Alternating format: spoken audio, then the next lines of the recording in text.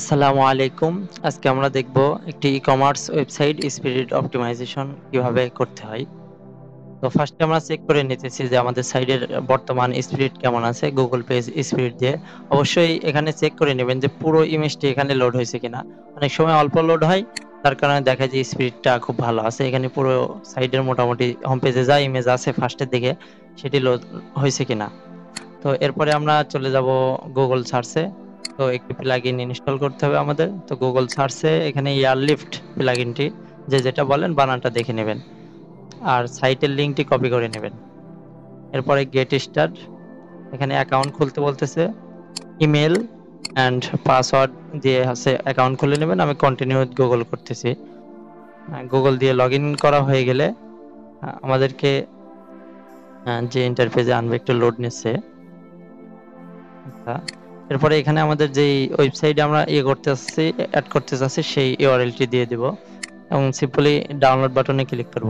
That's এখানে কাজ ওকে। ছোট একটি ফাইল, এটি ডাউনলোড করার পরে আমরা অ্যাডমিন প্যানেলে যাব, যে সাইটে আমরা ইনস্টল করতে যাচ্ছি অর্থাৎ স্পিড অপটিমাইজেশন করতে যাচ্ছি। Plugin install. একটা জিনিস খেয়াল রাখতে হবে, ওয়েবসাইটটি আমরা ব্যাকআপ নিয়ে নেব। অনেক সময় সাইট ভেঙে যায়, অনেক ধরনের প্রবলেম করে, তার কারণে আমরা একটি প্লাগইনের মাধ্যমে সাইট ব্যাক দিয়ে নেব, দেখি প্লাগইনটি ইনস্টল করা আছে কিনা। এটি ছোট ওয়েবসাইটের ক্ষেত্রে কাজ হয়। আপনার যদি বড় কোনো সাইট হয় তাহলে অন্য কোনো প্লাগইন অথবা অন্য কোনো হোস্টিং থেকে ব্যাকআপ নিতে পারেন। তো আমি প্লাগইনটি ইনস্টল করতেছি। প্লাগইনটির নাম হচ্ছে আপড্রাফট। তো আসার পরে ইনস্টল করে আমি ব্যাকআপ দিয়ে ডাউনলোড করে নেব।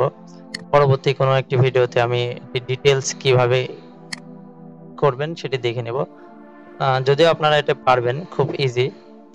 তো এখন আমি যে প্লাগইনটি আর কি আমরা স্পিড অপটিমাইজেশনের জন্য ডাউনলোড করেছি ওই ওয়েবসাইট থেকে, সেটি জিপ ফাইল আকারে আসবে, সেটি ধরিয়ে দিয়ে আপনার কম্পিউটার থেকে ধরিয়ে দেবেন। দেওয়ার পরে ইনস্টল অ্যান্ড অ্যাক্টিভ হতে একটু টাইম নিতে পারে। হওয়ার পরে আপনারা হচ্ছে সিম্পলি লগ ইন করে নেবেন, যদি ইমেল পাসওয়ার্ড দিয়ে খোলেন, আর যদি গুগল দিয়ে করে থাকেন তাহলে কন্টিনিউ উইথ গুগল দিবেন।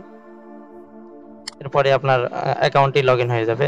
লগ ইন হওয়ার পরে এই ড্যাশবোর্ডে আপনাদেরকে আনবে।